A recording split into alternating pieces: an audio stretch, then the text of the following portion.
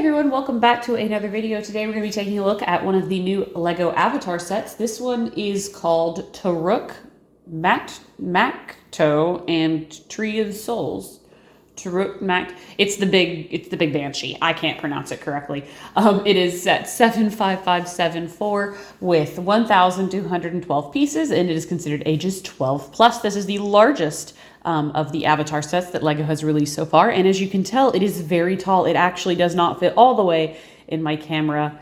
There we are. There's the very top. I can't get it all to fit, but nonetheless, this set, I gotta say, was surprisingly tall. But let's take a quick look at the box. Here we are. It is a beautiful box, in my opinion. I really like the box art for Avatar. I like the little animated Lego avatars down there. It comes with 4 minifigures, which we'll get into in just a moment. We can see the very pretty, very interesting Tree of Souls, as well as Toruk, Makto. I feel like I'm saying that completely wrong.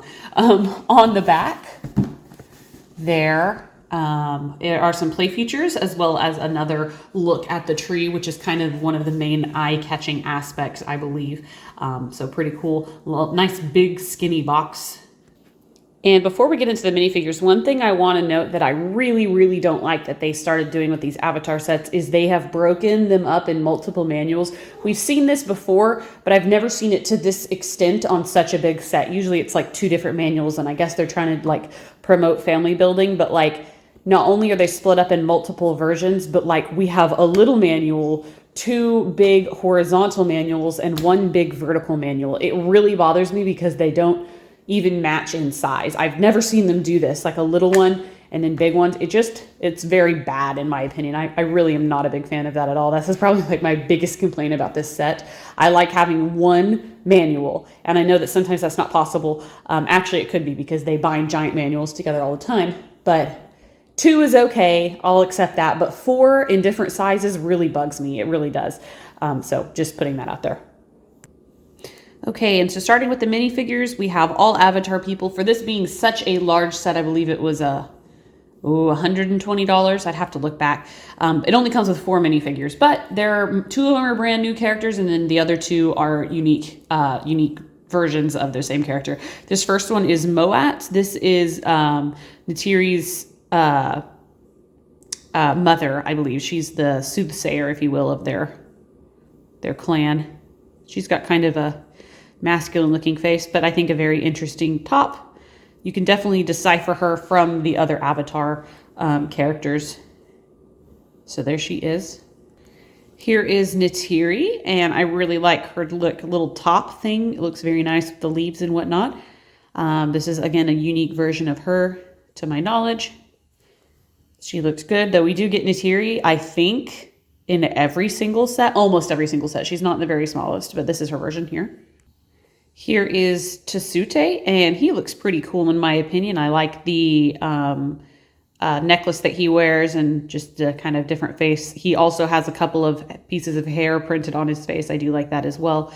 I think that he looks pretty cool, and he does have I think they only have 2 hair pieces for the avatars. They have the female avatar hair piece and the male avatar hair piece. I wish that they had done a couple of more. I think it would have given them a little bit more distinction. But overall, pretty cool. And here we have Jake Sully, and this is definitely a new version. I feel like his face is a little bit more cartoonized than what we've seen in other versions of Jake Sully. I'm not sure. It's just kind of how I feel. But he has some war paint on. This is him, the special version of him with his big banshee. I'm going to not pronounce the name because I'm really bad at pronouncing it. But there we go. So there's our 4 avatars. We do have, of course, 2 creatures, this one being that one horse thing that I can't remember the name of. But we did get one in another set. So if you've watched my other reviews, you know how it works. But it's a fantastically molded 6-legged horse thing. And then, of course, it comes with a secondary piece where you can clip these dudes in. But it has the little connections that the avatars make, which is important. And it's a very unique set of blue colors. All right, so minifigures out of the way. We're going to kind of work our way up, starting with these Flora pieces, or plant life pieces of the world of Pandora. And I must say, one of the things that's a little bit disjointed for me with this set is we have like 5 or 4 different sections, if you will, of this set, and I just feel like it's a little bit disjointed because of that. I do appreciate them adding like the, you know, obviously alien flowers and stuff to give it more of like scenery. I mean, we have that in every single set, and I think it is important and definitely needed so that these sets don't seem so flat. I mean, you can kind of get some immersion, but with the fact that we have two separate pieces, and then we have the big piece back there, the tree and the big banshee, it just seems a little bit disjointed. Now you can connect them, as you can tell. There's lots of, I mean, and I gotta say that the Lego elements they use to build these are very, very creative. We have lots of, I mean, I guess the Lego team did not struggle with creating lots of different alien looking plants, and not only are they alien looking, I think, but they look like they belong on the world of Pandora. So good job to the creative team for researching and being able to create these plant life out of Lego. I think they did a really good job. Luckily, Lego has tons of plant life options, so they just probably printed some in some funny colors and got down to it. Lots of underwater elements too, I think. But yes, so we have those. And while they are cool, they just two separate little Flora pieces on top of that piece just seems like a lot. Just it seems kind of messy to me, I guess, overall is what I'm trying to get at. So here is the Tree of Souls, and it is very pretty. The build for it is extremely repetitive, as that tends to happen with tree builds. I absolutely hate tree builds. I really, really do. And usually I'm not even a big fan of how they look in Lego, but they did a pretty good job on this one. I mean, they had to, because this was one of the main centerpieces of this set. So you can tell they've got some, this is supposed to be glow in the dark, I believe, because obviously there's lots of bioluminescence in the world of Pandora. And then going up all of these, it kind of looks like a weeping willow is kind of what I take from this tree, only it's done in pink. And definitely some interesting building techniques for this, but again, just really repetitive because you have to do like each leaf that basically the same way. It does make me think though that maybe Lego in the future might do a weeping willow actual botanical set, because they definitely have the ability to. It might seem, I think, a little bit sparse compared to the one in the movie, but I think overall it does pretty good. And I think that the trunk is done well also. So anyways, there is that. In terms of the height, I think that it's a decent height to the avatars.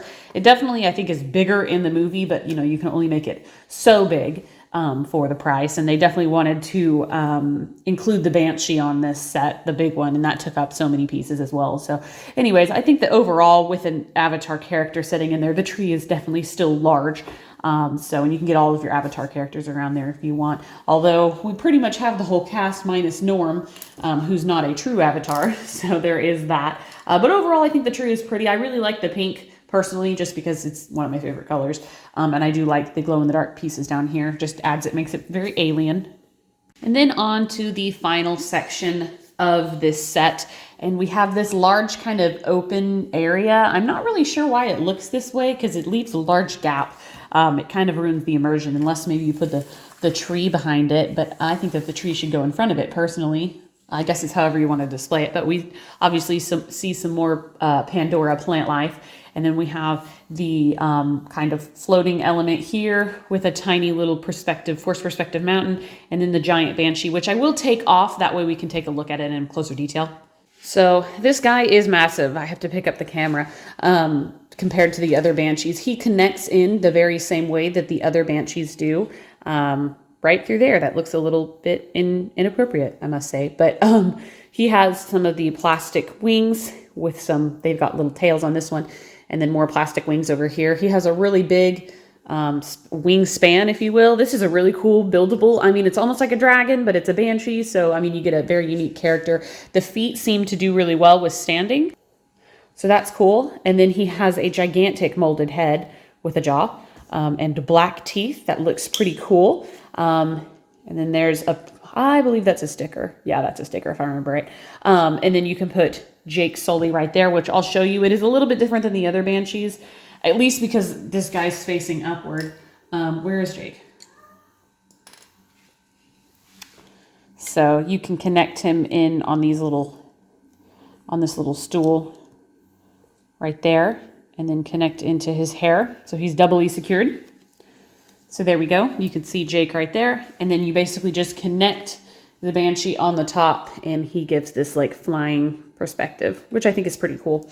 Overall, I think this is a very interesting set. If you had to pick up one, this would not be it, in my opinion. Even though it is pretty, it's probably the most Avatar-esque looking one, maybe. But I definitely like the first Banshee Flight in terms of a more affordable set that gets you that Pandora perspective. You get 2 Banshees and you get the 2 main characters. So I definitely think that out of all of the 4, if you're going to pick one up, that's the one to get. But this one probably would be second if you're interested in picking up more than one and looking for the specific Avatar aesthetic. And you're not going to get all the sets. Maybe you could leave out the 2 smallest ones, or the very smallest and then the second largest. So anyways, I hope you enjoyed this review, found it helpful. Let me know what you think in the comments below. And until next time, guys, I will see you later.